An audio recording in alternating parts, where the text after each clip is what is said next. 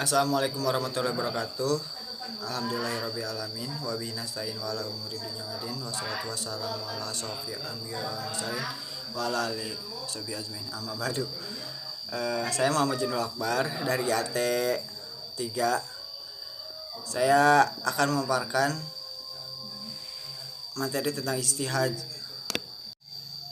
Al-Quran sebagai sumber hukum pertama dalam Islam merupakan kitab yang di dalamnya membahas masalah yang sangat lengkap. Di antaranya adalah masalah hukum-hukum yang harus dilaksanakan oleh setiap manusia. Ada sebagian hukum yang sekali baca bisa langsung dipahami. Ada juga ayat-ayat yang umum yang perlu diperjelas lagi secara rinci. Untuk itu maka hadis dijadikan untuk penjelas dari Al-Quran. Bener atuh macana. Tapi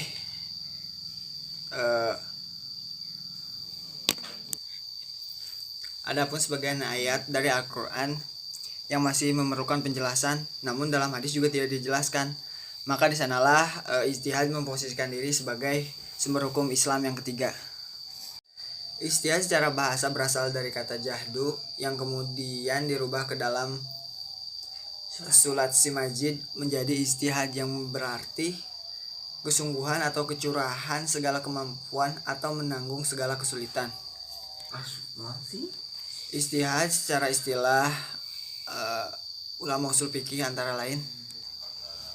Yang pertama, menurut Ibnu Subki, ijtihad adalah pengerahan kemampuan oleh seorang fikih untuk menemukan hukum syara yang bersifat zoni. Adapun menurut Muhammad Abu Jara,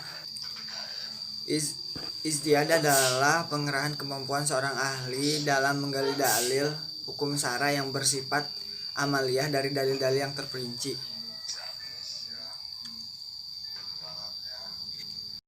Dasar hukum ijtihad.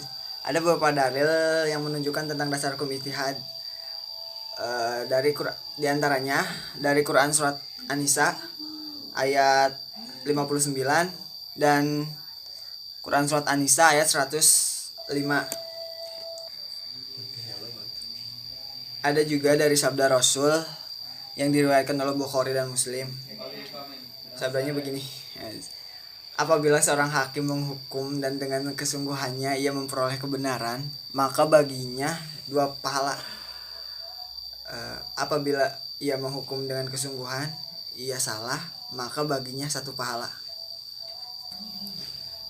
Adapun masalah yang bisa dimasuki ijtihad adalah hukum-hukum yang tidak terdapat dalam Al-Quran dan dari hadis, dari sunnah. Syarat-syarat mustahid ada 4. Yang pertama, mengetahui dalil-dalil syar'i yang dibutuhkan dalam ijtihad seperti ayat-ayat dan hadis-hadis ahkam.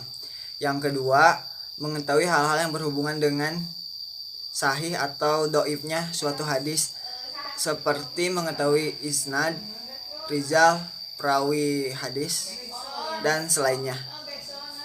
Yang ketiga, mengetahui nasik dan mansuh dalam perkara-perkara yang sudah ijma, sehingga ia tidak menetapkan hukum sesuatu yang sudah dimansuh atau menyelisihi ijma.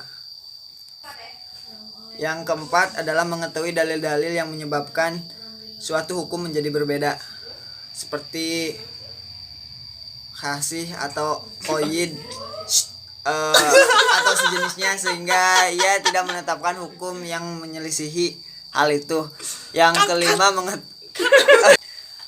kelima mengetahui usul fikih dan bahasa Arab dan hubungan dengan hal-hal yang dituju. Yang keenam, mempunyai kemampuan untuk beristikbat atau mengeluarkan hukum-hukum dari dalil-dalilnya.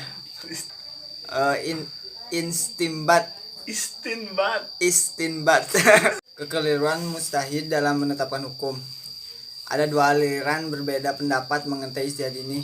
Yang kedua, aliran yang berpendapat bahwa dalam masalah ijtihad yang benar di sisi Allah adalah berbilang, bukan tunggal seperti yang dijelaskan oleh aliran sebelumnya. Sehingga menurut aliran kedua ini